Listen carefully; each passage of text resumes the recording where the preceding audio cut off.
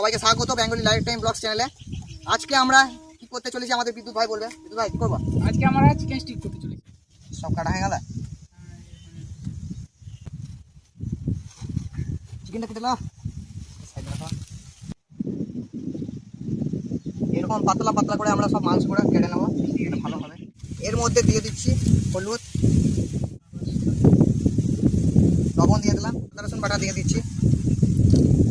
ওটা দেবে কি আছে, চাট মশলা, যেটা লঙ্কা গুঁড়ো সেটা দিয়ে দেবো। এটা দেবো, সেটা হলো আমাদের ডিম।